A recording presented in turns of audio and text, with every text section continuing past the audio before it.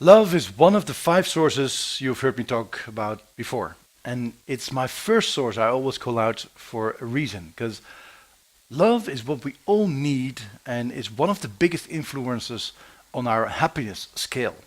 And in particularly that special someone. Now that is probably the biggest challenge in anyone's life. How to find the one. And even harder maybe, how to keep him.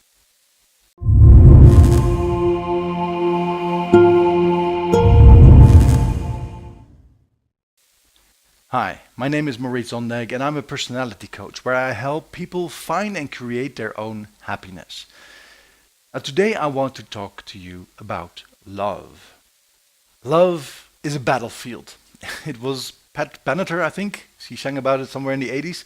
And indeed, it sometimes is. I mean, one third of the marriages end up in a divorce. There's never been that many single people in the Western world desperately looking for that special one. So loving and living with someone isn't something you should take for granted, right? And the weird thing is, if you think about it, we never have learned how it should work.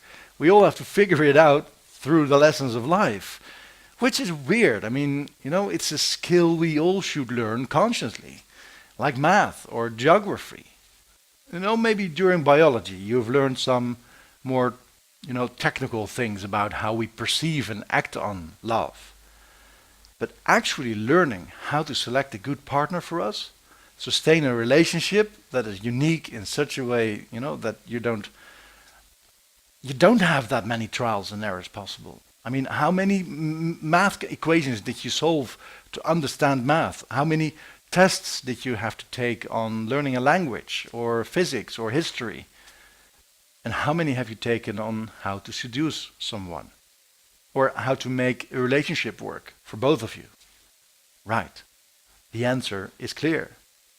I noticed in my work as a dating expert that many people really have no clue what they do. And they just do what they think works. And the results are dramatic. I mean, one third of the marriages end up in a divorce. Singles date people, but they have no plan to execute on it. It's and that's weird. I mean, if you set yourself a goal in anything, every textbook will tell you you need to follow a plan. But now, since it's all about dating and relationship, we should just follow our gut feeling. No, I beg to differ.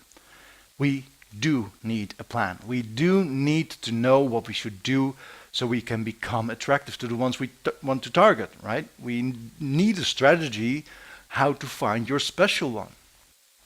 And I want to help you out there. And that's why I created these videos. And I want to tell you some strategies you can apply on how you can either find someone or, if you already did, make it sustainable. Now, there is too much to teach on this for just one video. So I created a love and relationship manual that will cover all the aspects. But, we'll go into that later. Just let's start first off with some basics. Now, it doesn't make a difference if you're a man or a woman watching this. If you're gay, if you're straight, or you love all genders, it doesn't matter. This stuff is universal. There have been many studies on how love and relationship work and how they start. But, not getting into too much detail, the common conclusion is we need to understand what we're looking for, because then we can find that one. It may sound silly, but it's that simple. So the first thing we need to know is, what do we look for in someone? We bypass a couple of big biology pitfalls here, because we all know from reading magazines what women look for and what men look for, of course. Men are visual oriented, and so they look for outer looks first, and even if they say they don't, they do. And right at the first sight, they already know if she's attractive or not, and women as well. But they also want a man to show some specific traits like confidence and humor and those kind of things. But just let's forget that for just a second. We all have our own specific things we like in the opposite sex. And I want you to think about that list and divide it into two columns. What are the physical traits and what are the behavioral things you like? So are you looking for a slim, sporty-like figure Want them to be smart, funny, dorky, or taking care of you, or is it a bit more, flesh on the bones, tall, a doer with, a will of its own, big social network, and he likes to travel? It doesn't matter what the traits are. Think of what you find important. No one else but you can name them. Now, once you've done this, I want you to go through the list. You need at least 10 things per column, right? So you can work around that. So put a star behind the things that you think are an absolute must-have. Pick 3 to 5 per column. And no one is perfect, so they will have their own version of this list. But it's important to set yourself an outline to what you think someone should be like. Now, I do know that some coaches don't want you to make such a list because you can't be too picky. And I agree.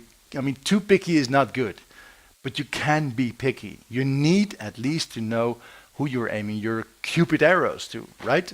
So you then can make a selection in the enormous pool of available people.